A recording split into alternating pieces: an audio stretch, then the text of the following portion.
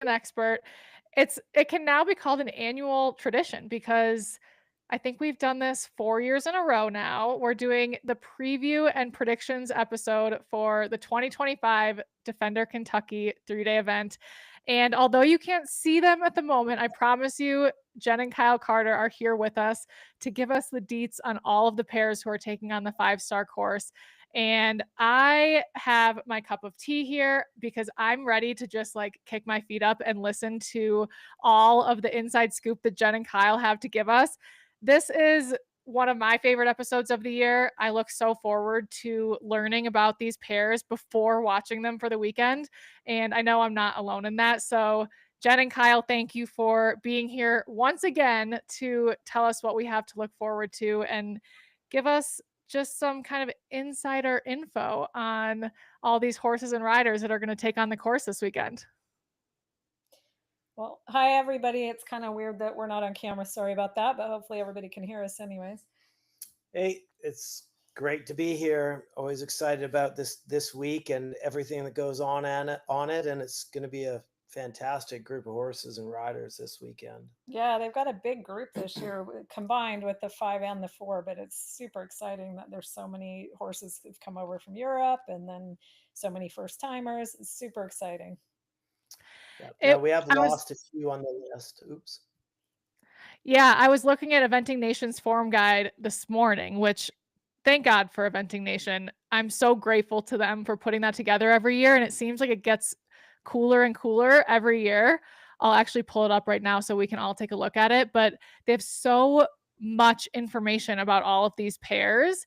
And I don't know about a lot of them. So when I'm chatting with Kyle and Jen today, I'm genuinely like, it comes from a genuine spot. I don't know what we have in store for us for this year's event. So I'm excited to hear more about it. And maybe before we get into each one of these pairs, Jen and Kyle, is there anything kind of unique about this year's event? Jen, you just mentioned a number of pairs are coming over from overseas. Is there anything else about either the pairs that you see entered overall or what we can expect from the weather or the course or the tests or anything like that that will be a bit unique for this year? Well, I think the weather's actually sounding like it's going to be fairly ideal from what I've heard. It might rain a little bit, but I don't think anything major. And I think it's supposed to be kind of 70 degrees. It may be even a little cooler. So it should be, from what I understand, good. Um, and obviously, we have the Olympic gold medalists coming. So that's always very exciting. And Michael Jung and Chipmunk. Yeah, so those are kind of the things that stick out to me. They have had a great deal of rain and flooding up there over the last sort of 3 weeks, a month. Um, they were doing another prediction on a different group that I was listening to, and they inaccurately said that it was only the head of the lake. And I promise you, it was much more than the head of the lake that was underwater. But it's apparently strained out, and the footing. And in Kentucky, once the water's off of it, stays pretty good. And sometimes it's not bad to have a deep soak because then you don't get the greasy footing on top when it does rain. What you get is footing that allows the horses to sink in enough, but takes away a lot of the concussion, and it doesn't become slippery. So I'm excited to see how that changes it up. But we've ridden there before when it's been like underwater prior to it, and I always think that actually gives you almost a better footing there. So the rings obviously have no trouble absorbing the water, and that'll be not a non-issue, especially for the horses coming from Europe. And with the mud, the European horses are going to be way more set up for it, and the American horses, they're just like we do a lot of competing down here in the South, and you just don't see the type of footing that you're going to get in Kentucky if it is muddy. So those horses have to learn how to travel through it. So the experienced horses will definitely have an edge there. And on a personal note, for us, a highlight is that our Madison Park is the featured thoroughbreds of Kentucky. So if you guys are up, come get a poster.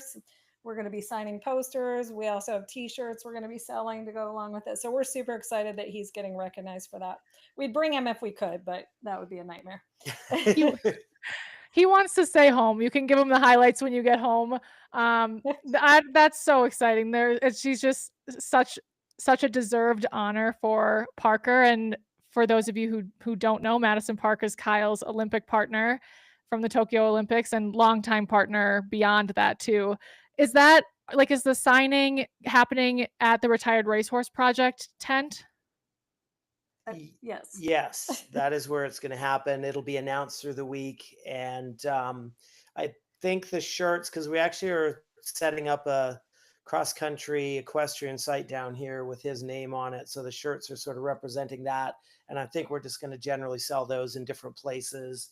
But it's it's really cool because, I mean, he just was such a big part, obviously, of my career. But for a thoroughbred off the track, people are always a little like, well, I don't know about that. But, he ran advanced for 11 years. He went to 9 5-stars.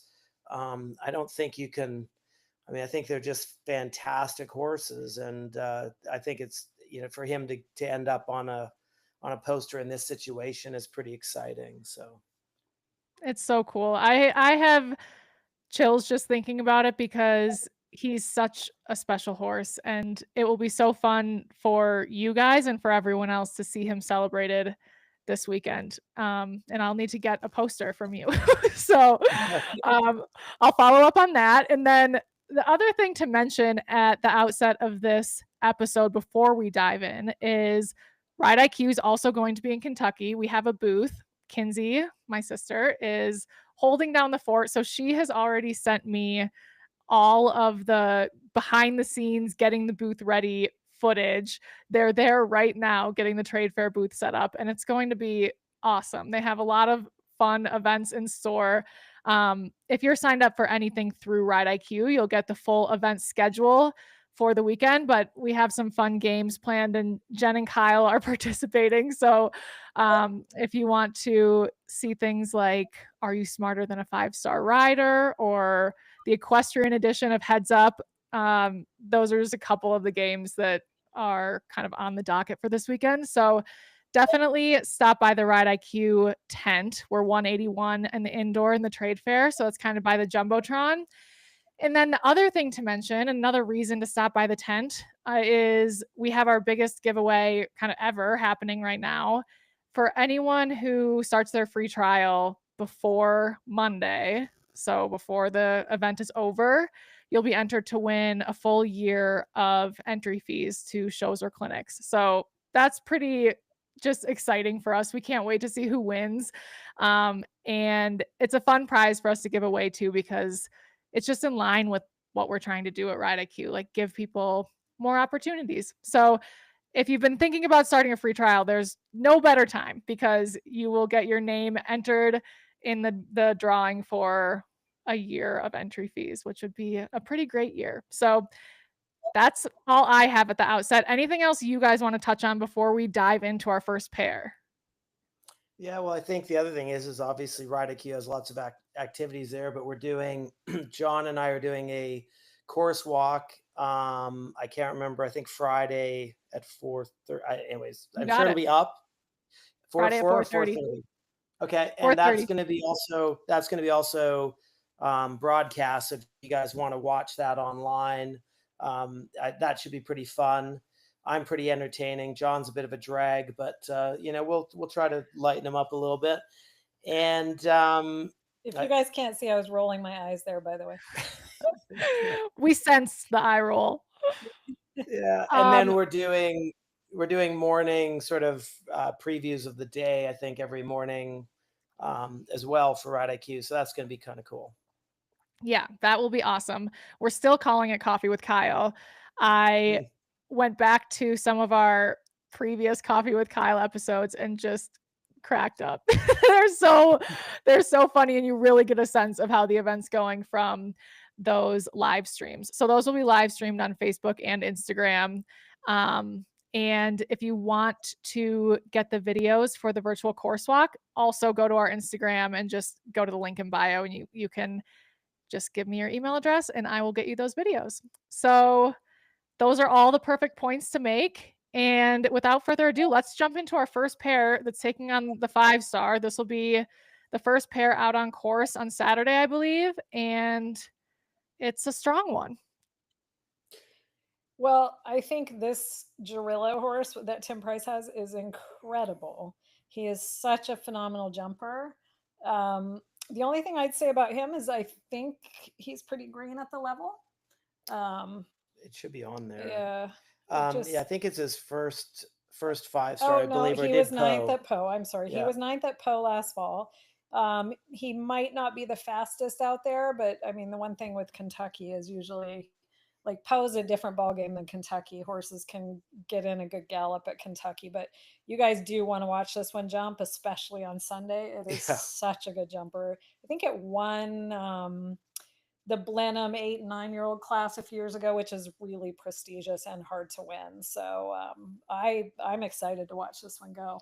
And if you look at the roster of horses that have won that event, the championship, the 8 and 9-year-old, it's a 4-star level event, but it feels like a 5-star when you're riding it.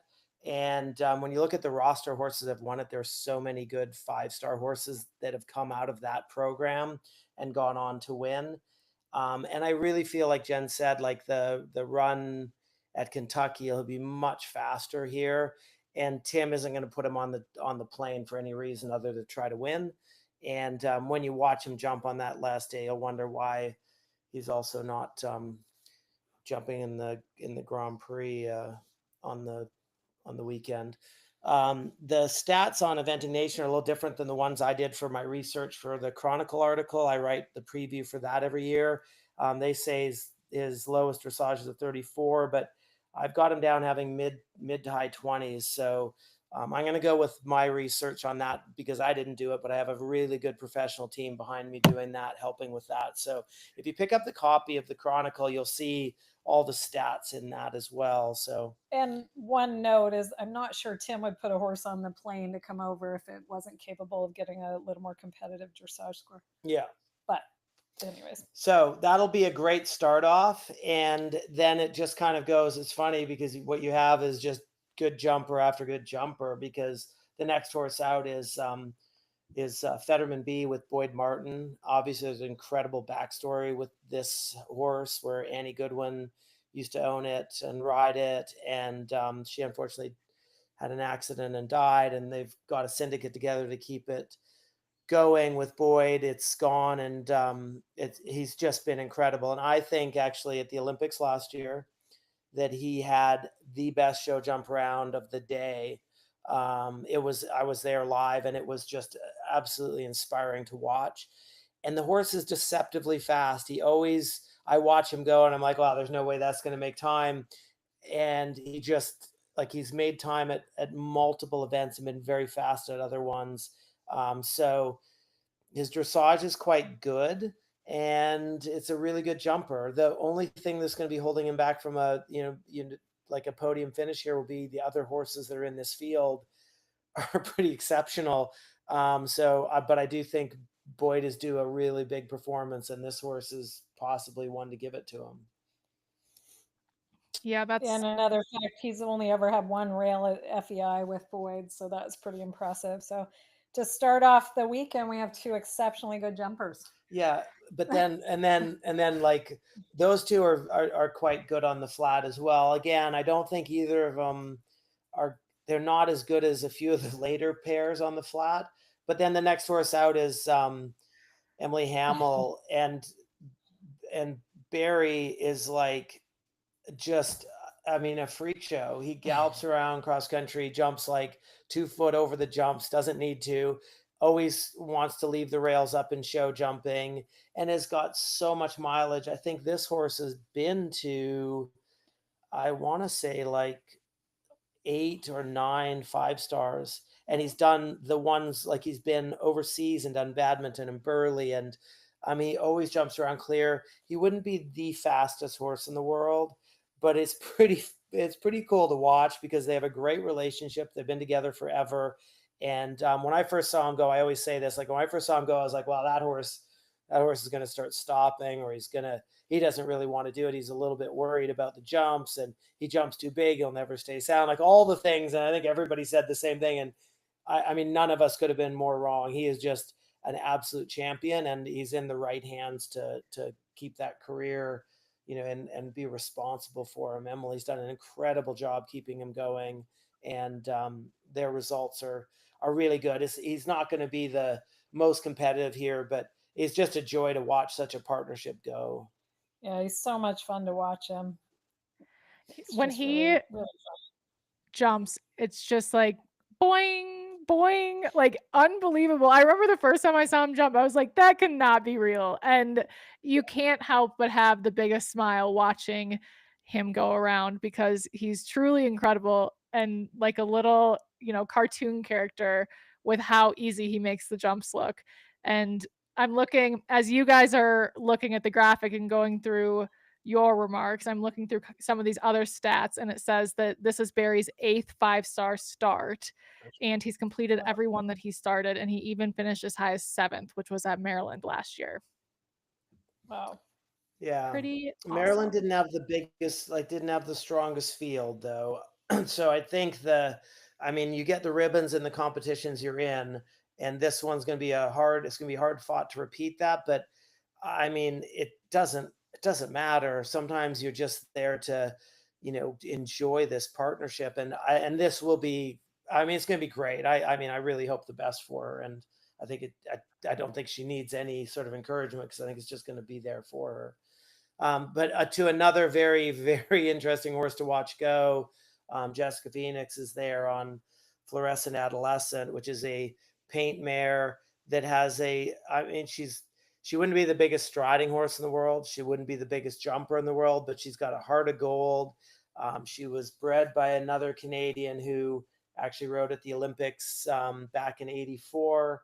That's Kelly Plitz. And then it was ridden by a young rider who the family still owns the horse, and they had Jesse take the reins over. And the first I saw it at a training camp that I was in, and I was kind of like, oh, they're just letting everybody kind of come in because she's a cute, cute little paint mare. And then she started jumping in the classes, and I was like, oh my God, this is ridiculous. It's just like a really good little horse.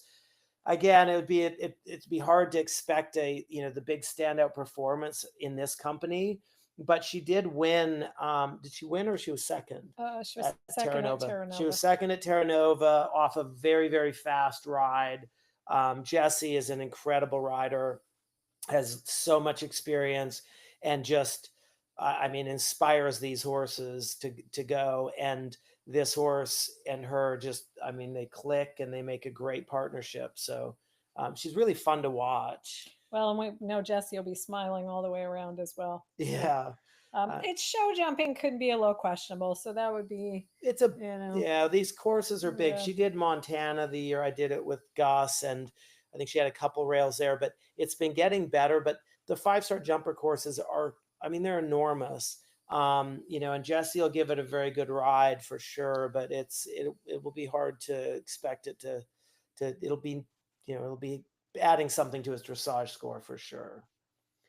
And then our next one is another. We got Emily, Jesse, and then Sharon White. So the smiles and the dental work is going to be on full display, because all these 3 people are so positive and happy. And this horse had an incredible jumper record, actually, and she ended up on the Pan Am team with a few years ago. And he was a guaranteed clear round in show jumping, and he went in, he had a few rails and just kind of didn't keep it together terribly well. He can be a little tricky on cross country to keep him motivated. Sharon is an absolutely lovely rider, and rides with the idea of, if I'm keeping them happy, they're going to do what they can for me. And it does seem to work quite well with them, but she's going to have some work to do out there, just because of the type of horse he is. And then on that last day, that Pan Am experience was a very one-off. He's had a few rails since then, but he's a very good jumper. So I would expect to see Sharon come out of the show jump ring I think she'll have a clear round there for sure. And I think, I mean, I've been watching this horse for a few years now, and he is as talented as they come on the flat. It's just whether his head's in the game, but he is more than capable, if his mind's right, of being in the top.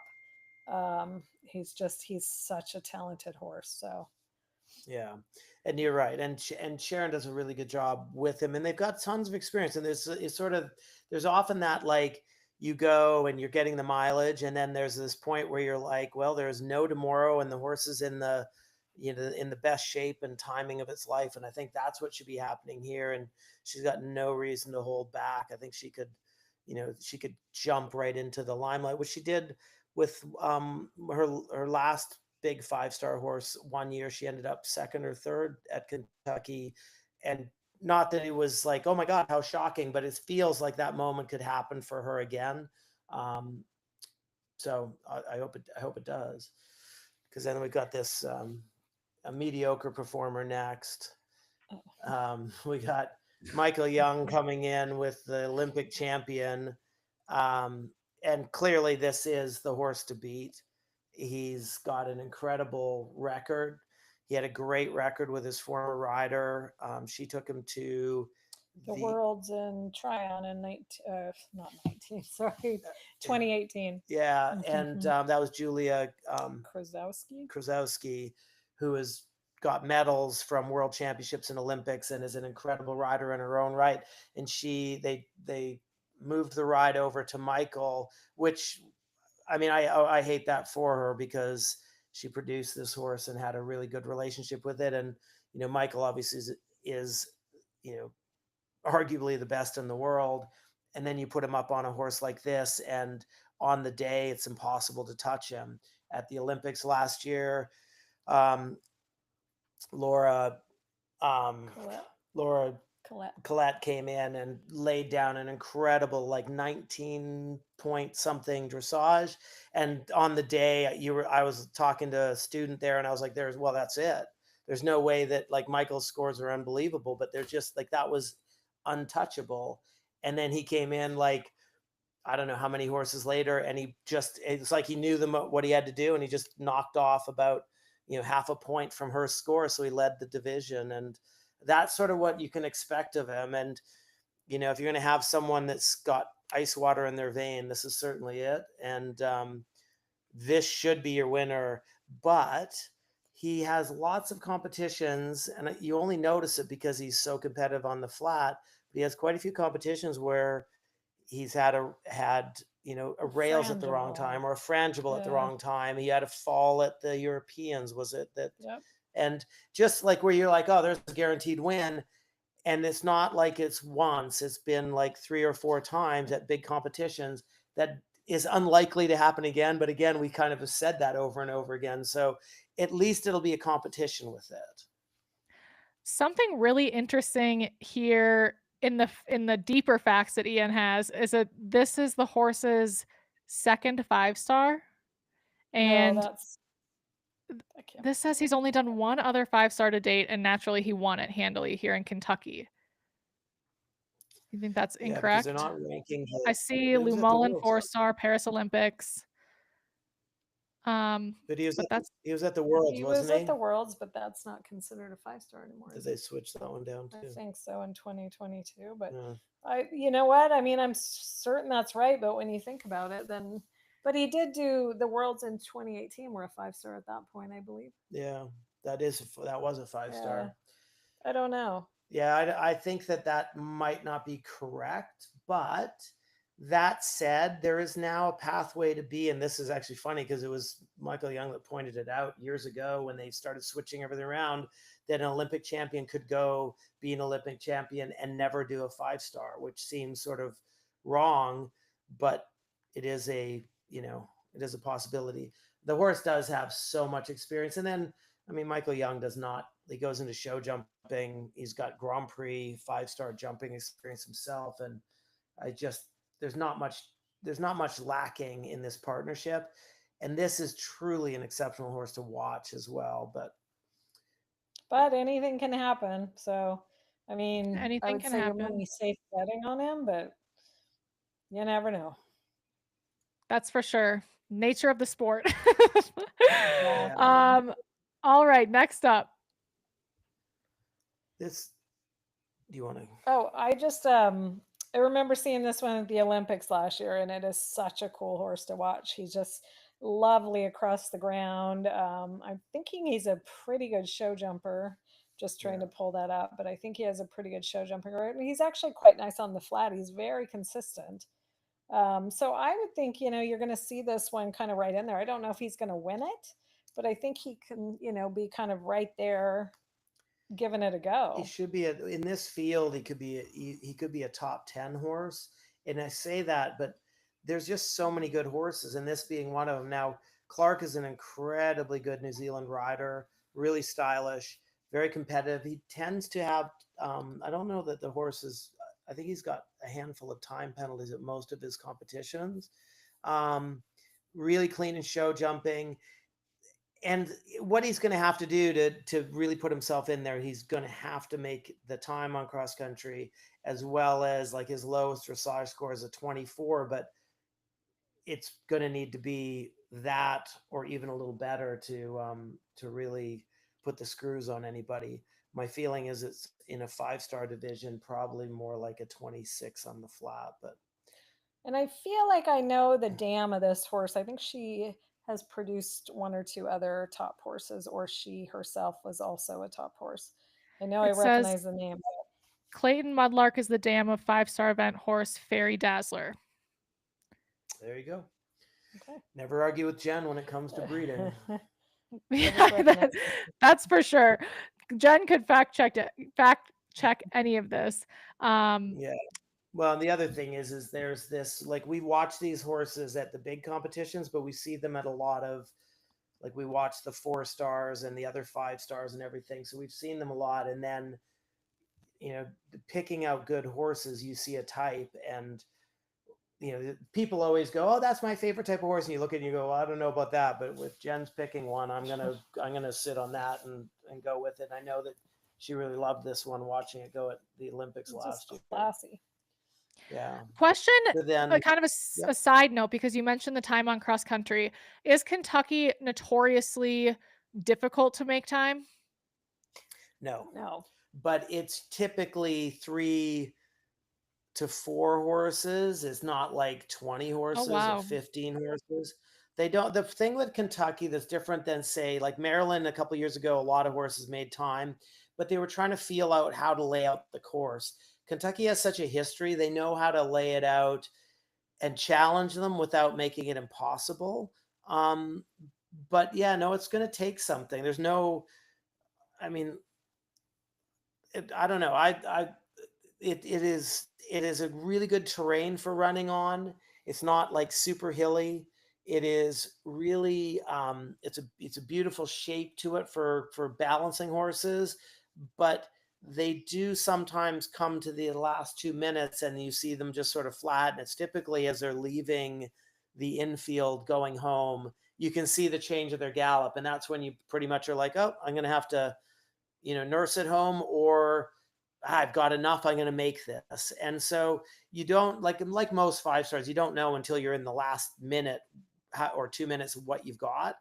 But Kentucky is very predictable that way. And typically you can see them leaving that infield and going, all right, that one's just going to get home. Or, oh my God, that's still got a run in it. Yeah. But I think a few of these horses are coming over having done Poe, and Poe is hard to make the time because it's extremely twisty. Yeah. Whereas Kentucky, you can get a gallop. So, some of these horses might actually be faster than their record shows. They just haven't had a chance to show it yet. So yeah. And the other thing is like the Olympics, there's a lot more jumps in a shorter period of time. It was only an 8 and a bit minute course, I believe. So it doesn't give you much time to make up for your jumping efforts. And those things are factors. Whereas Kentucky, if you've got a good galloper, you can come home in time because you can set up, jump your fences, and there's time to make it back up. But that's not to say that these horses don't gallop well. Some of them gallop very well, but there's a different speed for, like, if you're riding a thoroughbred that's raced well, or even if it didn't race well, like Parker, they can flat out gallop. So you just put your knuckles down when it's time and they just keep going and gaining time, or, gaining up gaining up, making time up. Whereas some of these horses are going to gallop and look well, but they're not going to cover as much ground. There's a few in here that are that way. And you mentioned Poe, and it made me wonder, for some of these horses that are like campaigning at the 5-star level, how many 5 stars are they doing in a year? Like what are some of these top 5-star horses doing? Are they doing 2 or 3? 2 would be maximum. Yeah, if someone does 3, everybody kind of looks at them sideways, but 2 is typically what you would do. And if you're doing 5 stars, there's a difference as well. When you're doing 4 stars, like Michael Young's horse has done so many 4 stars and done all those championships, you can do more 4 stars, so you're getting more of a record on them. Whereas when you're doing the 5 stars, you usually are taking the 4 stars sometimes a little more moderately to make sure that you're getting the 5 stars in your sights correctly. Not many horses can really handle the pressure on all the time. So your 5-star horse is doing 2 5 stars a year is probably only doing, maybe 4 or 5 4 stars in that year, and they're shorts. Whereas if it's just doing 4 stars, you can add on a lot to it. That makes sense. Good to know. All right, on to our next, James Alliston. Yep. So actually, he's from England originally, lives in California, and has lived in California for quite a while. He was on the East Coast for a while. I think he worked for Bruce Davidson when he first came over here, which if you work for Bruce and you've stuck it out there like Sharon White did as well, you're definitely you're in it for the long haul. And James has done really well on this horse. Her dressage is not in the same vicinity as some of the other horses in the field, but James is so fast on cross country, and on this horse in particular, she's never had a penalty on the on cross country for a jump penalty, but she has, he's a very fast rider, but she had like a few time penalties the last time she was here in the 5-star. And then as far as show jumping, once again, I mean, it's a real pattern here. You can't go into show jumping and not have the right horse. And James has, I think he's had 1 rail in his FEI shows. And James is super competitive, and whatever he starts with, he's going to do his damnedest to make sure he finishes on it. And he has the capability and experience with his horse to make it happen. So she's really fun to watch too. Like, she really gets along the ground, I think. Yeah, she is really cool. She's such a good jumper. I know our daughter loves watching this one. Oh, fun. And the thing is that, like, James wouldn't be like, his style's a little different than a lot of people. Like, he does a lot of, he gets galloping and he brings them together and he gallops away. But his horses adjust really well. And when you develop a unique style that's successful, the last thing you want to do is start trying to throw it around and change it. So he inspires these horses pretty well, and gives them a real good opportunity to jump the fences. So it's fun to watch. And this horse, I think, to me, this is the horse he suits best of all of his horses, and he has quite a few. Oh, interesting. All right, that'll be a fun one. And they took on Kentucky last year. Yep. Yeah. And then they ended up going to Buccolo and representing America there in the Nations Cup, and he did very well doing that. James doesn't seem to get bothered by any sort of pressure or hoopla anyways. That's impressive. Next up, I still say Caroline Martin because I can't get her new last name correct. Pamuccu, I think. Pamuccu. Okay. Well, I mean, I don't really know this horse that well, actually, but it looks like it's its first 5-star. But Caroline just had a baby too, so I mean, she is like full on. The horse's first 5-star, just having a baby, but she is about as competitive as can be. So yeah, the thing with Caroline is she wants it so much. Like, she just, that there's always that, people talk about, oh, well, if they have a baby, then they're not going to be. She was back in the saddle as quick as possible. She has been competing tons of horses all spring. She did 9, I think, at at Terra Nova. She's doing it because she wants to be fit enough and strong enough to do her best at Kentucky, where she's got 4 horses she's riding, 2 in the 5 and 2 in the 4, I believe. This horse is a little bit hot on the flat, but she does a good job getting the scores out of it. And then he would be, probably a little green to expect the time and the rest of the weekend to be, I'd hate to say attainable, but it's going to take some work. But he is thoroughbred and he does have a gallop on him. So I think this is his first 5-star. Yes. But I just think that Caroline's not going to hang about. And that's going to be, for anybody looking for inspiration, Caroline, Jessica Phoenix, they're just driven to a point where, there's nothing in their way. They're just going to walk right through that wall if they need to. So I don't think this is going to be a winning year for her or anything, but it is a good horse to, probably go out for your first 5-star after having a child in January. So it's truly incredible. I had a baby 9 months ago, started running for 1 week a week ago, and I now have an appointment with my physical therapist. And I keep thinking about Caroline, she's a superhero. And you're right, it just speaks to her just determination, so laser focused on her goal. But it boggles my mind now, having, had a baby and understanding a little bit about what she's actually accomplishing here. Yeah, it's pretty impressive.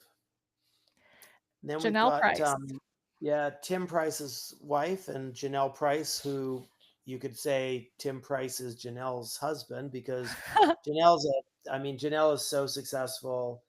They both are quite independently successful. She's won the biggest events in the world, and she traditionally has been one of the fastest or the fastest rider in the world at different times.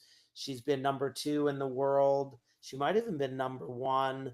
Again, another driven person. This horse is capable of a very good dressage. I'd say it's slightly, I wouldn't say hit or miss, because it makes it sound like it doesn't do good dressage, but sometimes it's not achieving the same marks it's capable of, and it ends up high 20s, not low 20s.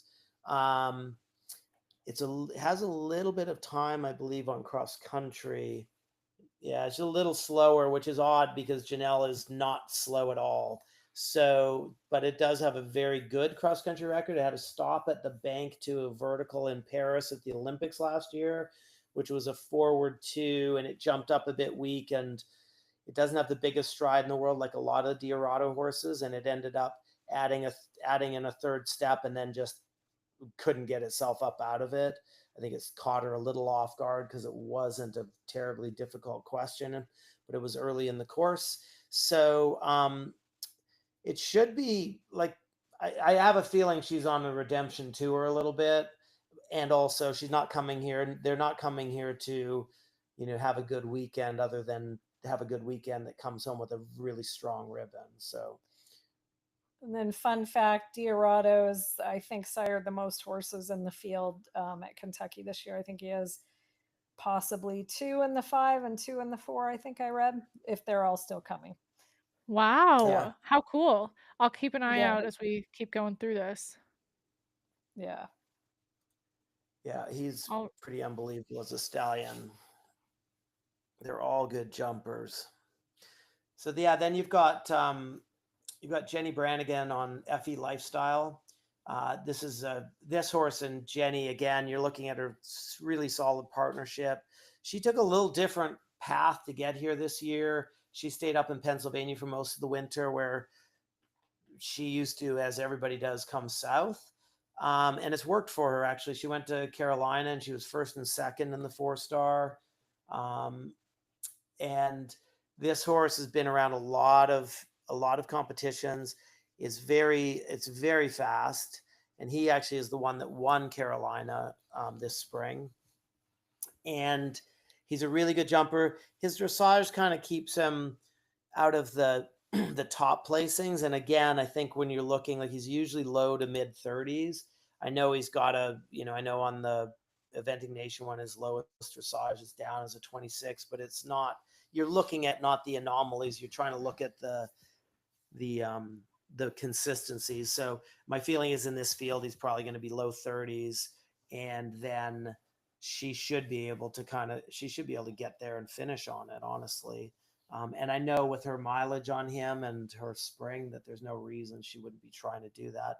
And Jennie's, she's, again, it's just like, the admiration I have for all these people is pretty great, because she's had a lot of success, and then she's had some hiccups. And again, those hiccups do not hold her back at all. And she's been on a pretty good run for a few years now, where her horses are going really well. And so it's not going to be any shock that this isn't going to be a good weekend for her again.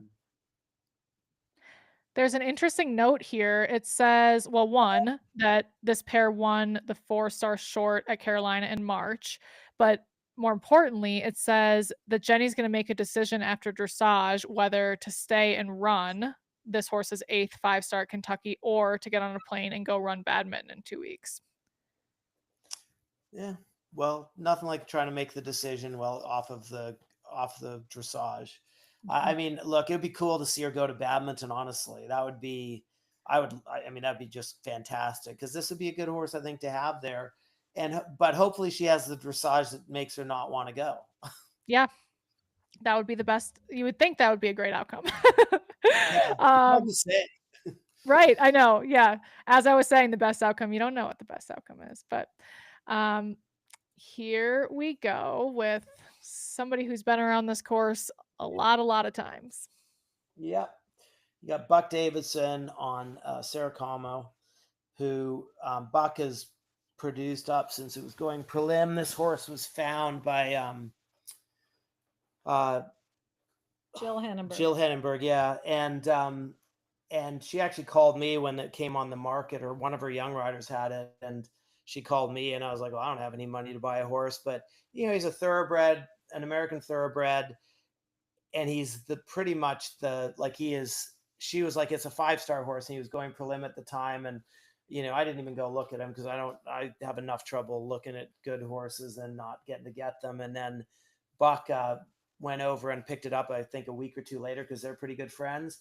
And he's been wonderful. Buck took him to Kentucky quite early in the horse's career, but like, Buck's such a master at riding these horses that a green horse at the 5-star level, Buck still is, able to go and give them the good rounds. And now he's been around, I think it's got to be a 6th or 7th 5-star. He was 4th, I think, at Maryland last year. It's a really fast horse. This horse has an incredible gallop. He's a really good jumper. It loves the job, but he has time penalties on it. And I think Buck's actually figured out really well now the preparation on this horse, as he's showing at Maryland last year when he jumped around. I think he made time there, and he show jumped pretty well. He had 2 rails, but last year here, I think he was clear in show jumping, but it takes some work to get the show jumping on this horse. And Buck does everything he can to turn himself inside out to make that happen. And I usually say with Buck, you can never bet against him. The Davidsons, obviously, his dad was world champion twice, multiple Olympics, multiple medals at Olympics, Pan Am Games, everything. His dad won Kentucky multiple times. There's a statue of him outside the arena. So Buck is coming from a long line of horsemen, and with that, he understands how to actually manage these horses. I think right now he's on a bit of a rebuilding streak with his horses, but this horse has been a good player for him, and it's going to be fun to watch, because when this one gallops, some horses just kind of send a chill down your spine when they go, and this one out on cross country certainly has that effect on you. Yeah, he's beautiful to watch him go. And the thing with Buck is, like, it's not always super predictable what, like off the pass, because Buck has the ability to kind of show up. The first year he went there, I was like, well, he's really showing up early, but you can't, again, it's like, but you never know, because he's showing up early in the horse's career, but it might not matter at all, because he's going to just go and jump around and be incredible. So, and the horse was good. So What do you mean he's showing up early? the horse was quite green for the level. Like Buck took him to a Got it. 5-star when most people would still be running in a couple of 4-stars. Now it is a little bit Buck's way, and he's very good at it. I remember when I bought Parker, because we bought him out of Buck's barn. He was like, you could take him to Fair Hill the next year, and I was like, yeah, that ain't happening, because I've gone and tried that enough times to, some success, but I can't handle the failures that much. So I'm going to take just another year to make sure these things happen. And Buck he just doesn't get bogged down by if it has a blip. So he goes a little bit early, but this horse is coming in with tons of mileage, and that's a whole different animal to ride. Yeah. Man, looking through all of this and hearing you guys talk about these horses is making me like so excited to watch on Saturday. I'm like, oh my God, it's only Tuesday. What am I going to do with myself? Yeah. All right. This is someone I'm not familiar with, a German rider. Well, he came over last year and did Kentucky. And it is a really cool horse. Another super jumper. So fun to watch. I remember last year he jumped the Oxer after the head of the lake. And I mean, he must have jumped 2 feet up over it. It was incredible. And if I'm recalling right, a stop at Kentucky last year was something. Yeah, it was the down bank, but it was maybe, it wasn't like a full on. Yeah, exactly. It wasn't a full on stop. I think it's a really good horse. Yeah, and it was a reserve for the Olympics, wasn't it? Or did actually, I think he ended up. I think he was on the alternate, and I think he ended up going. Yeah. Oh no, it says he was the traveling reserve. I thought he actually. Right. So he was the traveling reserve for the German team. So clearly they think a lot of him, and his record is pretty exceptional. That one little blip at Kentucky, and then, I mean, he's just done a lot. He was 5th at Blenheim. And again, that's a big ask that makes them, if you're doing that, you're riding a proper 5-star horse. And I thought that actually, when I saw this horse go in the fall, it looked better than it looked in the spring. And so I think you're actually looking at a building moment for this partnership. So I know Kelvin is not coming over. Like they're coming over to really put their name on the list for the Worlds next year, and also have an incredible weekend here. So he's a younger rider, I think. Yeah, he's 24. Yeah. So it's pretty impressive all the way around, but he makes great decisions. So again, it's just stocked with good horses. So, yeah. So then we've got Arden Wildasin, who I've known a lot of these riders forever. Like, I knew Arden when she was a young rider, like quite a young rider. I actually coached Caroline when she won Young Riders. And so watching them develop is pretty incredible. And Arden has really put in a lot of time in the saddle with these horses, with a huge string of horses over many years, to make this is her 5-star debut. And I will say this about Arden, is she doesn't sit on a bad horse. There's no such thing as a bad horse in Arden's barn. And she's really determined and quite single-minded in her focus. And so I think this is going to be a really interesting moment for her, because that first 5-star is a big deal, but she's coming in. I don't actually remember I don't know how old she is, because I just don't remember, but she'd be in her 30s. 31. Yeah, 31. And she's been going advanced for quite a while. So again, I like it when they come in with some seasoning. So her dressage isn't quite, let's say this would be one of those weekends that you want to get your first 5-star out of the way and finish and go home and go, okay, next time it's going to be even better. But Arden is super fast on this horse. Like, she does not hang about. So if it goes fast, then when you show up with a 5-star, you got to ride fast. And Arden's going to. So it'll be really cool to see what, how this develops over the weekend for her. And a fun fact, if it's actually true, but the horse's barn name is Mumbles. I like that. I think that's funny. I love from Happy Feet, right? I think it's a character in the Penguin movie. Okay. But that is really cute. All right, Lauren Nicholson, another very lovable rider. Yeah, I Yes. mean, she's such an incredible jockey. She's just all class. She doesn't get rattled. I mean, again, one of the riders that if you're coming on and you're an American rider, you want to look up. She's not just a great rider, but she's a really good horse person and a good horsewoman and an incredible person. And to wrap all those things together is, I mean, it is a very difficult thing to do. But this is one of those people that if you're a younger rider, or if you have a kid that's coming on in the sport, you want them to look to Lauren for guidance and for inspiration, because you're not gonna be disappointed with her. That said, this is a very good horse. His dressage is not quite into the company this field. They've got a good partnership and they've got a good record. And the thing with Lauren is she's got no need to come to these things if they're not, if the horse isn't ready and prepared. He's 12 years old, so he's done enough. He's done enough to be here. He's had some success this spring. Or was he third last year? Yeah, he was third in the 4-star short last year at Terra Nova. And again, we're not expecting the big win from her or anything, but she's all class watching her ride. So it'll be a fun rider to watch go. Definitely. Let's see, who do we have next? We have Tim Price again on Happy Boy. It's like he's back. And another one.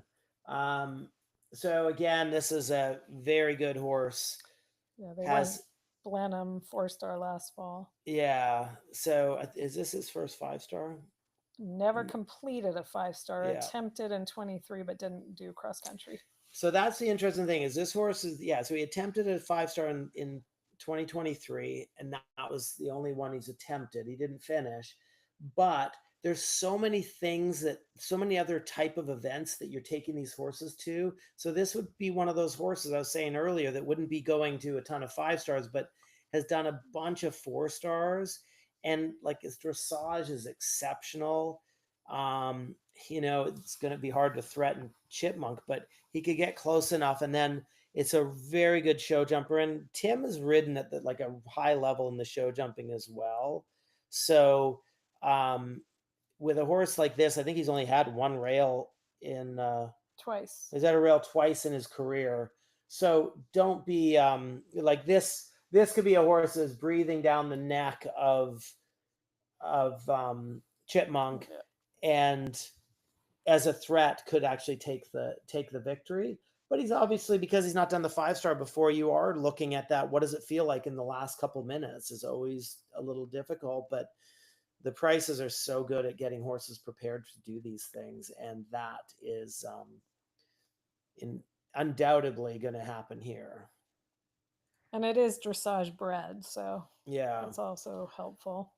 It's helpful, but it is you do wonder if it's going to end up having to slow down at the end of the course, But Tim is a very fast rider and is going to take all sorts of short lines, and that mileage, all the mileage it has at the 4-star level should help it extensively here. I moved on. I got ahead of you guys. We're to Harry Mead on Hoppy. Okay. Right. Sorry. Well, okay. I passed him over. Right. So this, when I was looking at the stats, Harry Mead's a very fast rider. Maybe not to the, but I should say not to the, the speed maybe of some of the other ones, but he's always very close. This horse's dressage is pretty good. Wouldn't be up to the level of the very top horses here, but this horse and Tim and Harry, I don't think they've actually made time. I think they just jumped very cleanly. Yeah. Okay. So it's sort of hit or miss. It Yeah, it can can be make fast time, or or it can not. go, or it can have a bunch of time. It had a fall at Maryland last year, but Harry had sort of a bad day there, and it looked like he just didn't get the timing right on the fitness for them, and was going after it maybe a little bit hard, a little bit early, and didn't leave himself enough to get away with the effort. So it's going to be interesting to watch this one. But again, this would be one that when you watch Harry ride, he just is an exceptional seat and position, and real classical English rider.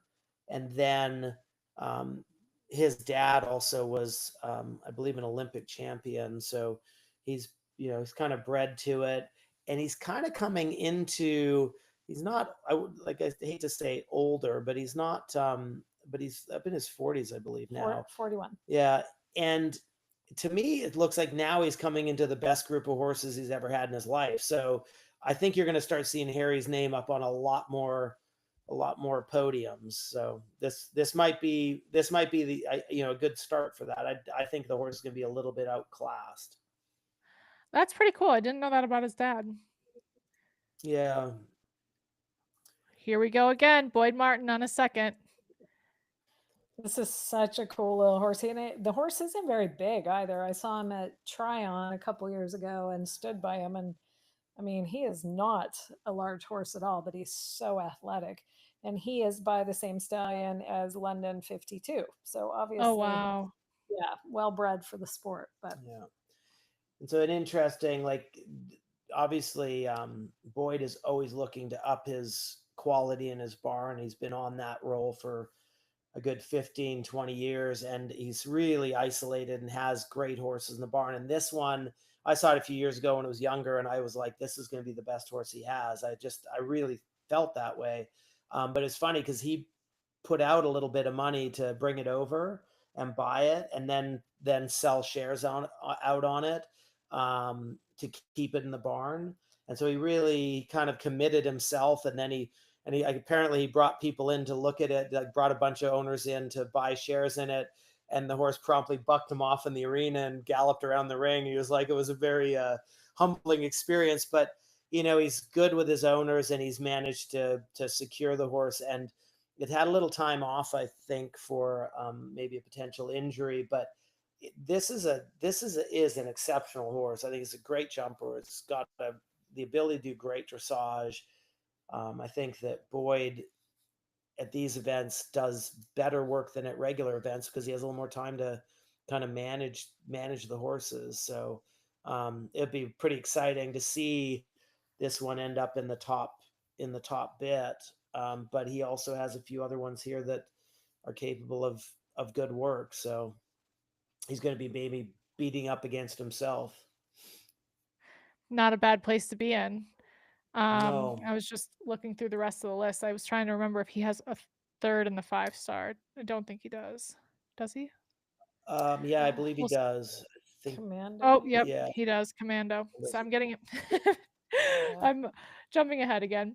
All right, let's see who we have next up here. We have Karamia 34 and Labusa. I don't know how to pronounce her last name. Lubecki? Lubique.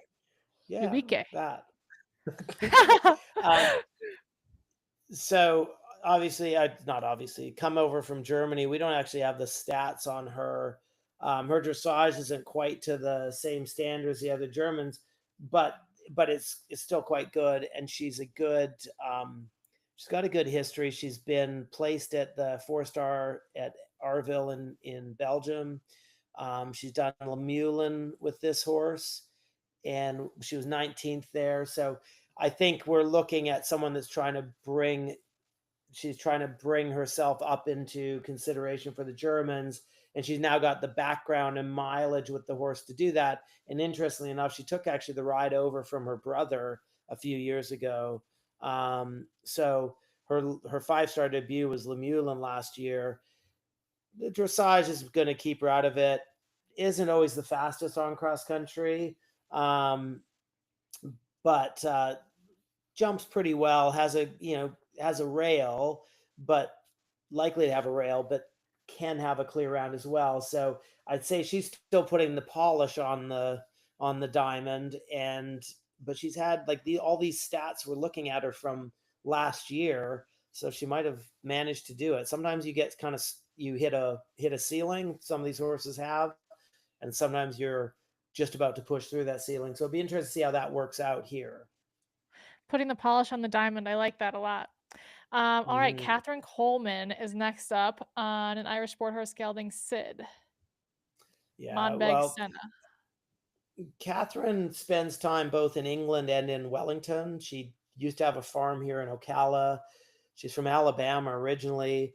But she splits across the ocean with a select group of horses, and she doesn't sit on anything that isn't nice. Like, they are incredible horses.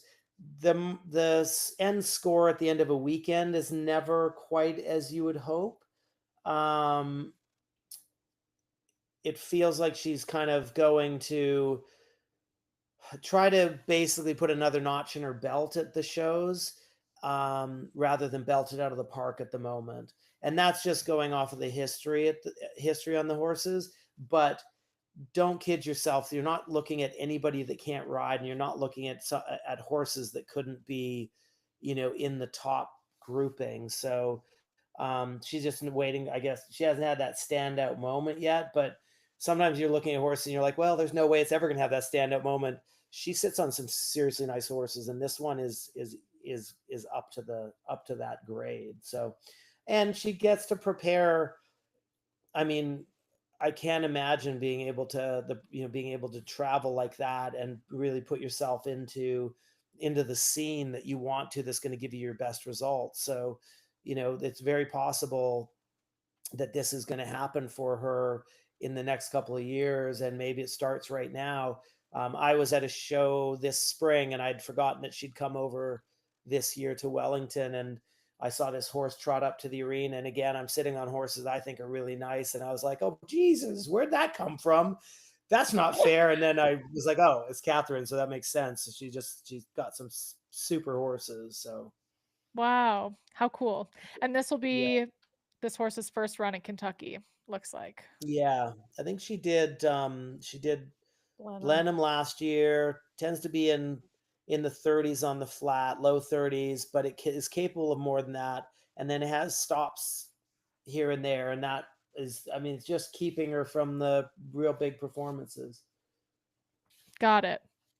Next up, Monica Spencer, riding Yeah. Artist. This is a really cool thoroughbred, and he is so much fun to watch him gallop around. And she does actually very well on the flat. I mean, right there, look, she got an 18, but she has gotten him so competitive on the flat.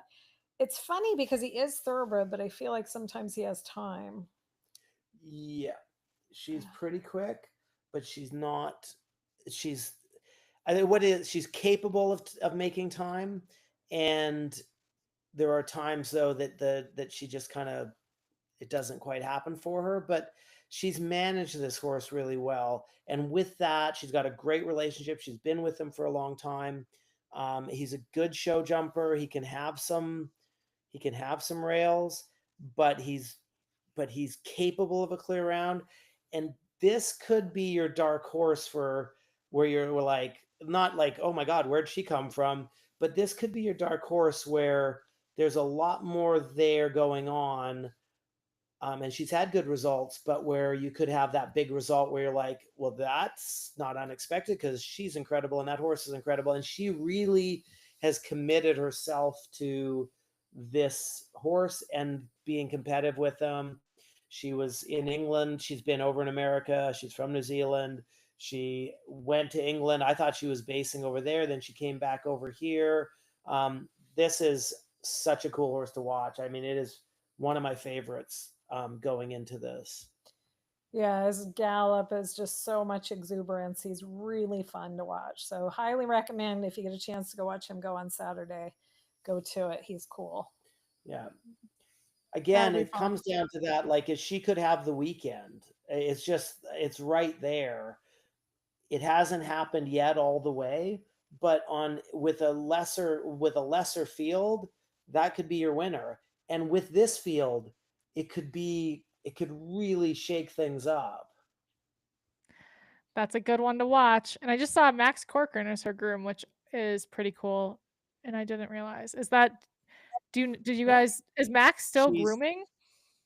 she freelances. Got it. So she's available when, for the events she wants to do that at. Yeah, cool. It's a good person to have in your corner, that's for sure. Yeah. Next up, Cassie Sanger. She is the youngest rider in the field this year. She is only 20 years old, but man, she is such a good rider. I remember last year watching her on the 4 short on this horse, and she had another one, and she just really stepped up to the plate at that. This is a really cool horse. I love his breeding. We actually had a horse by Cannabis Sea, and that's who this horse is by. So I always kind of keep an eye on him. I think he did have an unfortunate show jump around recently. I can't remember exactly what event where he had a CR, which is, I think, fairly unlike him, but it is his first 5-star. I think it's her first 5-star as well. And, it's always fun to watch the really up and coming riders. And I mean, she looks like one that's going to be around and, hopefully represent the US for years to come. So that's one other interesting thing. This year, the last couple of years, whenever I write the articles for the Chronicle, I'm always bemoaning that there's no new 5-star riders. And this year, I think we have 5 first-timers. Wow. And she's one of them. The thing with Cassie, she's a very classy rider, rides in a very American style. She was produced by Dara Alexander, who did a beautiful job getting the horses under her, getting a foundation on her. But the interesting thing with her is, with that, sometimes you get people that are so style oriented and they can't actually function outside of if things aren't going perfectly. Cassie doesn't seem to get rattled by stuff. And so she could be a real danger, not in this competition. I don't think the horse's dressage isn't quite up to it. It's her first 5-star. You're not going to win in this company, but the way that she operates mentally, I think she's going to be quite a future here. Years ago, when I was doing some of this stuff I said the same thing about Caroline. Jennie Brannigan, I remember watching her when she was going around a training course with a young horse up at Chat Hills, and I had to do something afterwards, and I was like, that girl just knows how to get things done. And that's such a rare, it's hard because people over in this country, they get taught to the point where they don't function. And Cassie, she's well mounted, so it's not like she's having to, it's not like she's got horses that don't want to go, but she does really keep her in her headspace really well. That will be super fun to watch. Incredible. Yeah, we hate her. For a 20-year-old for a 20-year-old to be out there. And I mean, I'll be cheering for her. It's the amazing. thing is that some people grow into it. Like, I had to go through and make so many mistakes to figure it out and to figure out how to, my mind work and all that. She just seems to own it. So I don't know whether that's just innate or whether they've really done a lot of work with her, but she is, I see really big things for her. You heard it here first, folks. Yeah. Big one to watch. Yeah. It'll be such a surprise. It's a bit like predicting that Michael Young's going to win. It's a real hard thing to. Yeah. Well, I'll take your word for it. I'll give you credit for it. Okay. Again, another last name I probably won't do correctly, but Brooke Burchianti. Yeah. I think Burchianti. Yeah. Burchianti. She's pretty young too. She's only 25. Yeah. Their first 5-star. Yep. So this is another, again, we're looking at people coming into this, their first 5-star. This horse's dressage is, like some of the other horses I've said, the dressage is going to hold them out, but the dressage is still good. This dressage is it's not atrocious, but it's going to be a struggle to it's going to be in the bottom part of the pack, but it's a really good jumper, and she does a really good job with it. She's usually low to mid 40s on the flat, so it kind of stops you from getting really out there. And she does have some stops on cross country, so I think she's still working through the working through the things. And, the smart bet would be take your time, jump every fence, show him where he's going, do a few options, don't get greedy, and then enjoy the jumping the last fence and show jumping. And there is nothing wrong with kind of setting yourself up to be successful by being realistic and optimistic, not being, sometimes people get into the situation, they're like, I'm going to win it. And you're like, oh, down in flames. But she has the possibility of making this happen. She just has to stay within herself. And this horse is a good horse. It's, again, it's a good horse for your first 5-star, but partly because it's going to make you think and take your time. And it's going to be in her hands to make that happen. That's awesome. Good for her. All right, we have, what was that? Oh, sorry, we got the wrong. Yeah, we were just looking at Tom McEwen. We got it. Yeah, no, he's coming. Yeah. Okay, sorry, we were. Yeah. Oh, I see. Okay, got it. We have both his horses on our list, and I just said his other one is going to Badminton, the JL Dublin, who I was hoping to watch, but that's okay. So here we're looking at Brookfield quality, and I should have probably, for some of these introductions, been saying the horses' names for people who are just listening. We've got the original list from a few weeks ago. Yeah, from the Chronicle article. So that was his other horse, was the first horse on that. So this is a really, really nice horse and ridden by an absolute superstar rider. He's great on the flat. He's great over show jumps. He's great on cross country. We kind of hate him too. Super nice guy. Really, there's nothing good to say about him. I think he's knocking on the door for his win. I'm not sure this horse will bring it to him this weekend, but I think Tom is, look, he's won stuff. It's not that, but he's just so good and consistent now, and he's well mounted and he does a really good job. This horse would be a little on the spookier side, which I believe is why Piggy actually didn't really want to keep the ride. She just felt like it was a better horse for Tom, and he's done quite well with it. He hasn't had a cross-country penalty on him. Yeah, and so that was Jen was referring to. This used to be this horse used to be under Piggy March, and they trade off sometimes between horses. So this is a really talented horse. So it wasn't a lack of talent that made her decide that Tom would be a better jockey for it, and it's not a lack of Piggy's ability that would make that happen. She just didn't think it was quite the same relationship that he would be able to develop with it. So he took over the ride and he's done really well with it. And I think Jen's right. Tom is knocking at the door for a big 5-star win. I don't know there's going to be this weekend. It is possible with this horse, but next weekend at Badminton or not next weekend, I guess it's 2 weeks with Dublin. I think it's right there, but that's in another really solid field. So this horse would have a couple of hurdles to overcome in the name of Tim Price and Michael Jung, but I don't think they're coming over here going, oh, we don't have to worry about Tom. So this will be a really fun one to watch. And the thing with Tom is he's exceptionally good in the 3 phases. It's like there's nothing really lacking with him, and he keeps himself in a great, like he's never frantic. He's always very cool. Yeah, always in the moment and not getting bothered by things. He also happens to be like my daughter's favorite rider. Oddly enough, even over me. I know it's shocking. That's impossible. Her third favorite rider. Right. All right, next up we have, these are hard horse names to say. I'll start with Shannon Lilly. How do you say her horse's name? Eindhoven Garrett? Yeah. Sounds good to me. That's exactly how you say it. I'll just say it with more confidence. Yes. So this is Shannon's first 5-star. She's an incredibly good rider.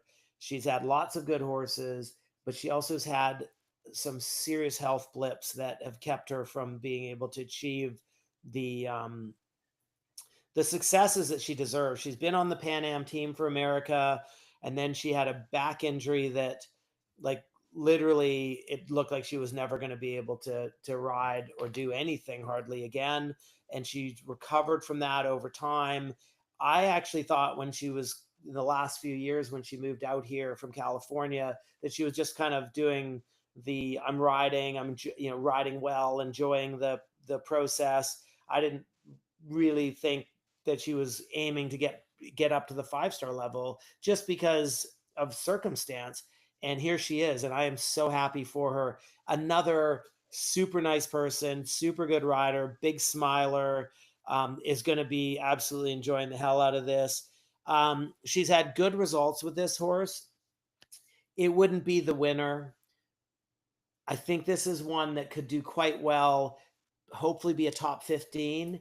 And in this company, that's saying something. And what really I think we want is to see Shannon have a great weekend and come home with that jump the last fence and show jumping, erupt to applause. The horse is a very good show jumper, if I'm recalling it. And has been, we don't even have that. It is. Yeah, no, okay. So it's a very good show jumper and is a couple of stops on cross country. So she's going to as well have to take a little time to make sure the horse sees where it's going, because that can rattle horses a bit at Kentucky, where there's another jump, another jump, another jump. And as its first 5-star, you need to be able to give them time to do their job. But I think Shannon is more than up to the challenge. Shannon was on the InStride podcast at least a year ago. And there's been so many episodes of that show now and so many incredible riders' stories. And hers is, it just makes me in awe of her and what she went through. And it is incredible to see her here. And like you said, it will be incredible for her to have this very well-deserved and long time coming event under her belt. But if you are listening to this and haven't listened to her episode on InStride, please listen to it, because she went through so much and she's so just like raw and honest in that conversation, and it's amazing. Well, and the other thing is she's genuine. There's a lot of people that go on and you're like, you're like, oh, that's the story, is it? That's what we're selling. She is genuinely as nice and good a person as she comes across in that. And what she went through, you're absolutely right. Anybody hasn't listened to that podcast, that episode, you're going to want to listen to it. And then maybe, take her out for a dinner or something. She's a pretty incredible person. Totally. We have Caroline Pamuccu's Caroline Pamuccu's next horse. She's the one, or known as Gemma. Yeah, this is a nice little horse. Again, I think the thing is that these two, the first horse and this horse that Caroline's riding here, they're good horses. No horse on this list isn't a good horse, but they wouldn't be maybe her best horses for the future. In the present, but they could step up in the future. So I think again we're looking at getting this. This will not give Caroline the result that she's looking for, but that's because the result she's looking for is to win it. And right now this just isn't in the cards unless something really odd happens. The horse, it's a mare by Jaguar Male, which is an incredible stallion. And this is a really talented horse, but she's only 10 years old. And Caroline knows what she's doing, and she knows that the horse is young and she's going to ride it appropriately, but she's still going to ride it competitively doing it. It's owned by some people that live out in Washington. Their daughter rides, and it's definitely in a developing situation, this horse. But to have a 5-star horse at 10 years old says something about your program, and to have multiple horses at a 5-star says a lot more about your program. And I think we're going to see a lot more from this horse in the future. Nice. That is impressive. All right, next up we have, who do we have? Rebecca Breitling on Caravaggio 2. Yeah, so Beck lives out in California. She's from Australia. She moved up here a long time ago to to Pennsylvania and she was friends with Boyd and moved up here not long after him. And she went to Philip and Boyd's area in Pennsylvania, and then moved to California and has set up a really good business out there, and has been buying and bringing horses over from England. And this horse has really clicked with her, and she was bringing them over. She'd ride them for a while, and then she would be selling them. And this one she's hung on to, and it was absolutely the right idea, because she's done quite well with them. She took him over for a European tour last summer, took him to Aachen, took him to a few shows over there. I can't remember all of them, but it's a really nice horse. This horse was sourced by Mike Winter and Emma Winter, and they do a lot of this over in England, where you go over and then they take you around and find you horses, and then and they tend to do a really good job finding nice horses, and they've sourced a few for us and for some of our clients. But this horse really clicks with Beck, and she wouldn't be she wouldn't be in line for a top placing, but she's on the tour, getting the mileage, putting all that behind that mileage into her resume for probably the next horse. But this is a really good horse. He jumps really well, he gallops well on cross country. His dressage is somewhat, and it's hard because it's not bad, it's just not quite what this field is going to ask for. I think this is her first 5-star. And she does very well out in California, but it's a hard thing sometimes to transfer over. I think she did the 5-star last year. Oh, she did the 5-star last year. Okay. So it's a really cool horse to watch. And Beck is a really good person, super dedicated to this sport and the production of, riders and coaching out in California. So, it takes a lot to move across the world. It means you obviously want something out of this. So here she is, and hopefully she has a great weekend. Next up, we have Mary Beth Davis on Imperio Magic. Another one sourced by Mike and Emma Winter. I think they have 3 or 4 in this field. There's Corvett as well. Yeah, that's right. So anyways, just a side note there. So this is a super cool horse. Watching this horse, he jumps for joy. Like, he gallops down there, he springs up in the air over the fences. He's just delightful to watch. His dressage is not quite, again, to the standard of what these other horses are, but Mary Beth is a wonderful professional up in Georgia. Super positive, super goal oriented to get here and get this happening. She's waited a long time for this, ridden a lot of horses. She had a really bad accident years ago.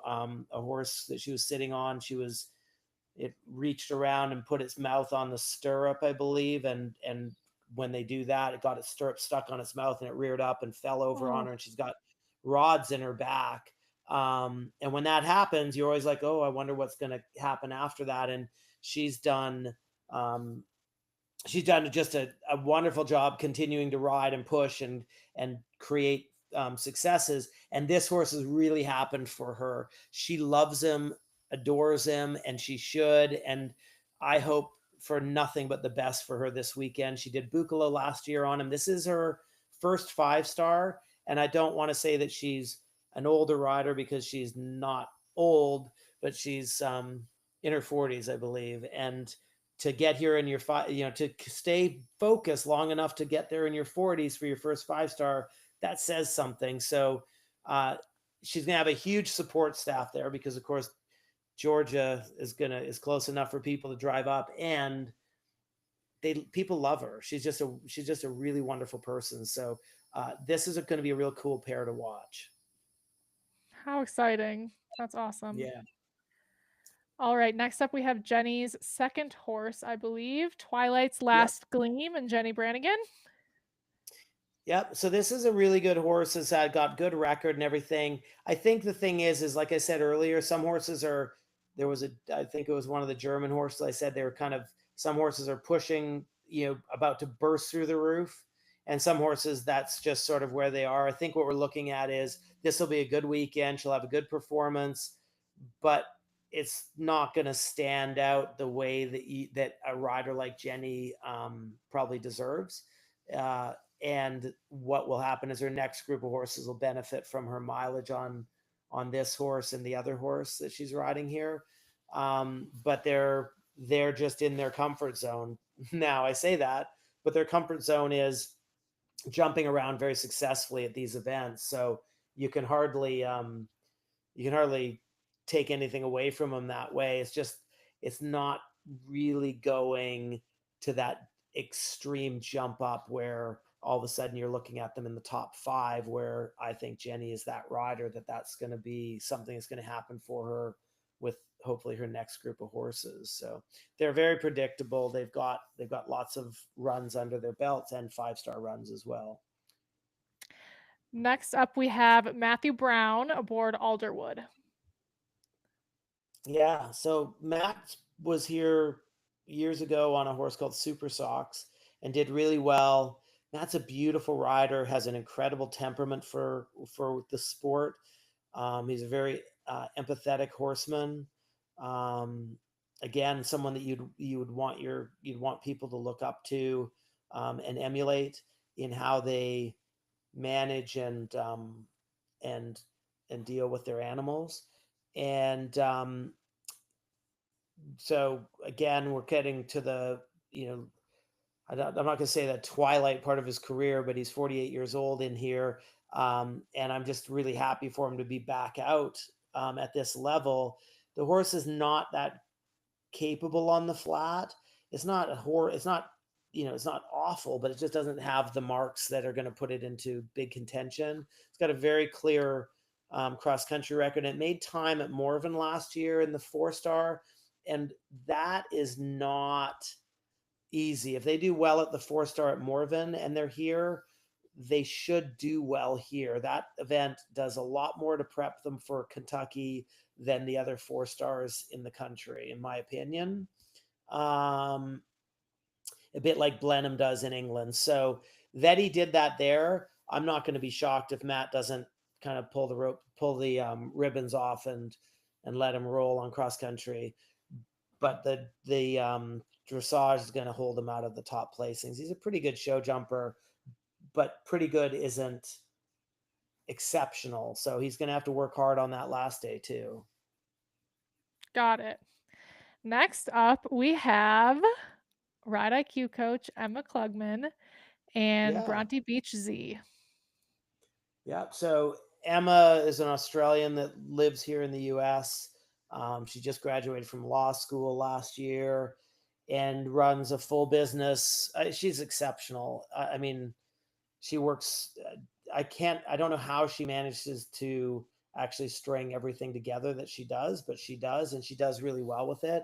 I remember when this mare was coming up, I was talking to her at Tryon a few years ago when she was doing her, I don't know, it was early in her advanced career. It might've been her first or second advanced. And she was saying what a nice, and I was standing grazing a horse and she was grazing this horse, and it didn't look terribly big or terribly, not that matters, but terribly like, it wasn't like you looked at her and were like, oh my God, that's gonna be incredible. Then you watch her go and she's a smoking cute little horse. She's got a great jump, really good temperament.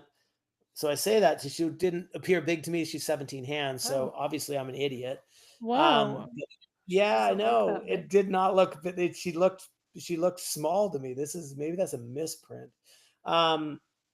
They've got a very good record. She did the 4-star here last year. She, and they were fourth there, I think. No, they're fourth at the advance at Millbrook. Anyways, she's got they completed here last year, which is a good she did the 5-star. Yep. Oh, that's right. That's right. And so last year, I remember saying that I thought that it was probably a good year that she was developing for the next year. And it sort of did play out that way. So this is a big year for her because now she's got the mileage on her to really lay this down. The dressage is going to hold her out of the top placings, but she's a very good very good on cross country. And then she can jump a really good round in show jumping. Last year she had 3 down, but that probably was a bit of seasoning more than anything else would be my guess. So I think the world of her. I think she's a super person, and again, another one that if you have kids, you want them to emulate her work ethic and her drive. So Yeah. Emma's an amazing person and just so nice. Like when you talk about authentic people, she has gone out of her way a million times since the very beginning for us at Ride IQ, and just continues to continues to like check in and see how she can help. And I'm like, I think you are busy enough, but she does it, and we're just so grateful for her and such fans of hers. I think she's got a horse in the 4-star too this year. yeah, a Next great horse. up, Lucien Bellissimo on Diary, and this is our latest InStride episode that's coming out on Friday. So if you guys are listening and just driving to work or driving up to Kentucky or whatever you're doing, InStride would be a good podcast to throw on and get to know this rider. This is a really cool horse. It's again by Hiarado, so it just shows what a prolific sire he is for top horses. But we saw this one go last year, I think, at the Ford here, and maybe she didn't have the best go there, but it looks like since then she's kind of gotten it together. They won Stable View, they were second in Morven, and it can absolutely do amazing dressage. It's so lovely.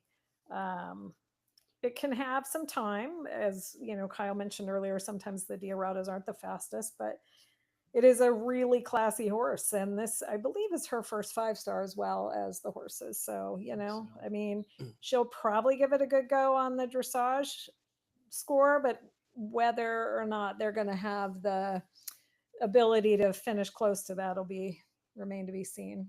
It's funny because this horse every time, and the same with I'll ride around the warm up. I mean, we're at the same shows all the time, and she sits on beautiful horses, and this being one of them. And she rides so well, and she's really well backed. She's got all of the options and opportunities. She's a British rider who lives over here, but like I'll ride around, I'll be like, oh my God, that's a lovely horse. And she sits so well, and she's just really impressive. But it just seems like it's only started to come together last year for her, because there's a lot of times I'll be like, wow, I thought she'd be better than that. And now she seems to be really finding her way to create those results. So look, it's a much easier business to do if you can focus on your craft. And there's a bunch of riders here that can do that. And this is one of them. And then as well mounted as anybody here, honestly. And I think this horse, this horse should be a threat.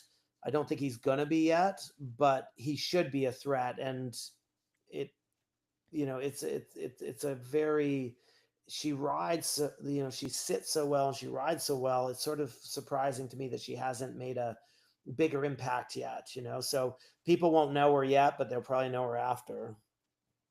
Nice. That'll be fun to watch. And is her husband the developer, the owner of WEC? Yes. Both? No, of Tryon and Wellington. Yeah, Wellington, the world. Got it. WEF. Yeah. WEF, got it.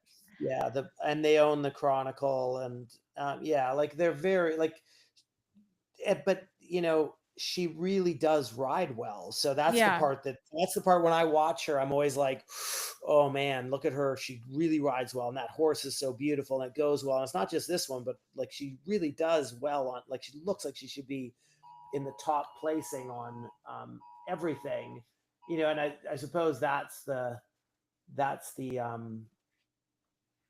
if I didn't see her all the time, I wouldn't know it. I just look at the stats and be like, oh, she's really coming into her own. But it's really more than that. It's about to happen.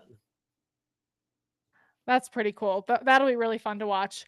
Next up, we have Tim Price's third ride of the division. This is Falco.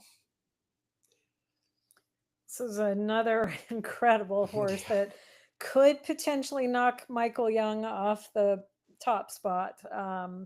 Its dressage is probably the only one in the field that could give him a definite run for the money. It's very, very good on the flat. And it is an incredible show jumper. It hasn't had a rail in 4 years. Unbelievable. However, all that said, can be a little bit slow on cross country, but does have Tim on it. So yeah, this horse is when you watch this one show jump, the only one in the field. Not to say that there aren't, like, there's sometimes horses are really clean in the show jumping that you're like, well, it doesn't look that impressive, but it just always jumps a clear round. And sometimes you sit on horses like that, and that's what you want to sit on, something that jumps a clear round.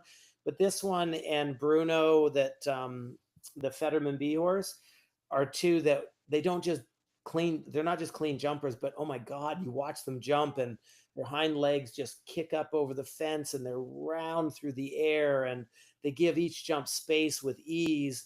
It is in a whole, they're in just a different class of athlete in that ring.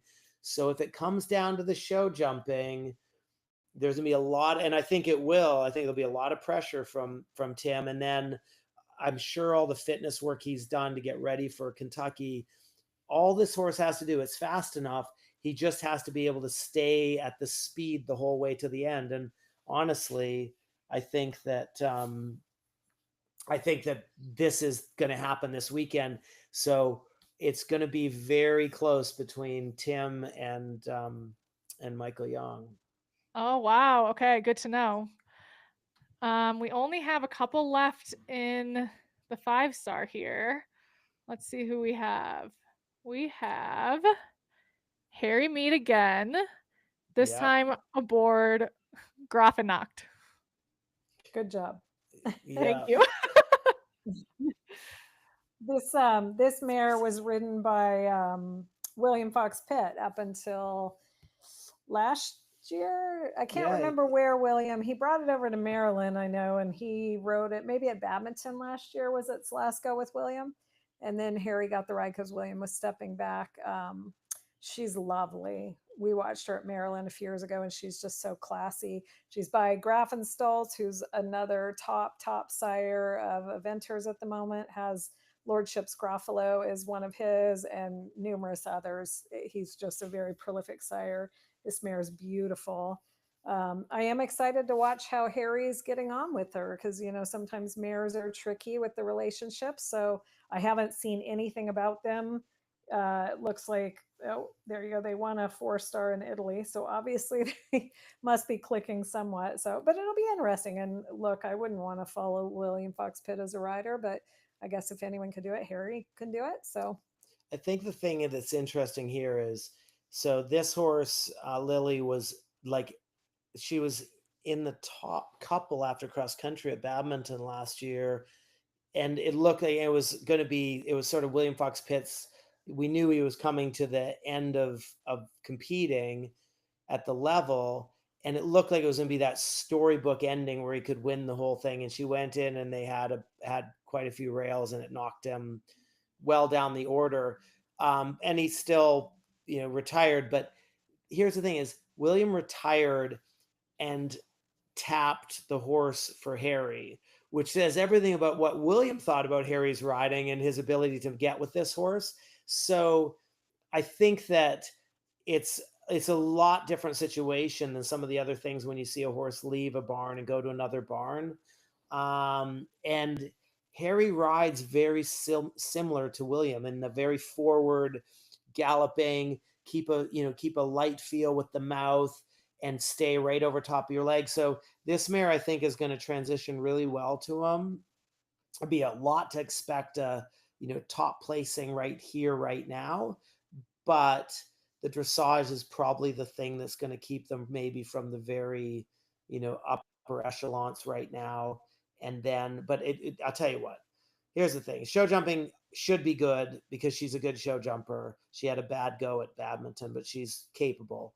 But she's an incredible cross-country horse. And so this is actually going to be one of the coolest horses to watch. And hopefully William's going to be here because I just, it's such a great experience to watch, you know, a horse that you've produced go and jump around big courses, you know, and he actually gets to the reward of being able to have been involved in the transfer of the horse. So How cool. That's awesome. yeah.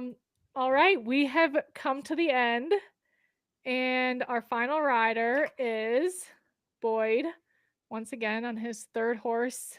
Indeed, he has 3. This is Commando 3, and Boyd Martin finishing up the class of 5-star riders. I think this personally could be one of the nicest horses in the field. It has got all the talent. He's a little bit green on the mileage. He's only attempted 1 5-star before at Maryland last year and he fell. But it is so classy to watch it go. Another one, if you guys get the chance to go watch him go, I highly recommend it. He's just beautiful. And, you know, he got an okay rider on him there. That was mean. Why would you say something like that? God, sorry, Boyd. She didn't mean it. I actually think it's funny because every time, like the Luke horse that Boyd's riding there, Bruno that he's riding here, I'm always like, oh my God, that's the best one. That's the best one. But this is the one. I think this is Boyd's best horse. I don't know that it's going to happen right this weekend, but this horse has so much talent. And, you know, you've got Boyd on it. He did fall last year at Maryland, but it was just one of those sometimes unlucky things where it just is like, oh, and that didn't work out at all. But I don't think that's, you know, I just don't think it's indicative of what we've got here in front of us. And so as the last go of the day, here's the thing at Kentucky, the footing is always such a way that I remember one year when Jen rode there, it rained like hell through the day and the earlier horses all went pretty well. And then it got sort of holding. And at the end of the day, nothing was doing well with it. They just were all struggling with the time. And then Bruce Davidson went out at the end of the day. And I mean, just hacked around the course, made time, and made it look like super easy. And if you can pull up the video from that, it was like a master class performance. And then other years, like I rode there one year and it was the exact opposite. The footing was it just marginal in the morning and just got better and better as the day went. And so sometimes your draw order can make such a difference on the performance and on the result. And that's where it's always hard to really predict. But this horse with the right conditions and I think he's just unbelievable. And then Boyd has got such a good mindset for competing. He's able to sort of shake things off. I think he's been batting at a really high average for the last couple of years. So I'm like every horse that he's riding here, I'm excited to watch. But this is the one that's going to keep you going till the end of the day. You're just gonna be like, oh my God. And, you know, right before him, you've got, Lily going, and you've got right before that, Tim Price. And it's just like, you're not going to stop. You're just going to be intrigued the whole day. And you're going to see nothing but class because we just ran through 30 some horses, and the least talented, least impressive of any of them, they're still really, really, really nice horses. So it's going to be a really cool weekend. It's a very stacked field with horsepower. I think it's probably one of the nicest fields we've had as far as talent goes. Yeah, in a while. Agree. Yeah, that was a pretty unbelievable run through. Like you guys are saying, just one after the next. Incredible horse, incredible rider. Do you guys, to kind of put a bow on this, do you guys have your top 3? What's your prediction? Oh, Logan wants to answer. What do you think, Arden? He doesn't know what he thinks. Yeah, it's a hard one. Kyle's already picked his, so yeah, I had to pick it for the Chronicle article, and so mine was Michael. I actually think that Tim or Tom could be would be second or third, or like, yeah. So I'm going to choose Tim as the second place on his last horse, Falco, and then Tom in third, and then I've got Bruno, Tim again on Jarillo. Then Laura's not on there anymore. Anyway, so that's mine. I'm going to leave it with that because it's a long list. I would say it's really hard to bet against Michael Jung, so I'm probably going to put him at the top of the podium. And then it could be, there's so many strong ones. I feel like Tim Price is right there, probably on Falco. And I'm going to go out on a limb and say Monica Spencer is going to be right up there in third. That's I'm hoping for, because I love that cute little horse. And then I'm sure Boyd will be right up there. So, I mean, it's hard, anybody, it's a toss up. I think after you get past Michael Jung, there's just so many options. So I love that. There's like 8 that could win it. Totally. Oh, I'm sorry. Totally. I have to add Tom McEwen in there. Otherwise my daughter won't speak to me. Throwing him in there. All right. He's Honorable going mention. Davidson. That's what I'm saying. He's going to win both. We should have Riley on here next year as our third commentator. I think that would be great color commentary. Exactly. Well, you guys, this is such a treat. Thank you for doing it. I love every year we go into these and we're like, yeah, we could fit it into our hour slot. And here we are coming up on 2 hours. And you guys are so gracious for just going through all of it with us and helping us prepare. And it does make the day so much more interesting to have your insight. So thank you so much for doing it. Well, thank you for having us. Yeah, thank you. When do you guys, I know you're both going to Kentucky. When do you guys leave? Tomorrow afternoon. So we hit the ground running Thursday morning. I love it. Well, if anybody's, for those of you who are going to Kentucky, Kyle and Jen will be all out and about all weekend, but the Ride IQ booth is a place you might be able to find them. Definitely the course walk. Kyle has a couple demo clinics. All of these events are in the Ride IQ Facebook group and in your email if you're on our email list. But you guys will have a busy weekend and I will be living vicariously through you. We will miss you, Jessa. Yeah. Well, thank you guys again. Have a wonderful time. And everyone else, enjoy Kentucky, however you're experiencing it this year. Thanks for having us. Thank you. Bye, guys.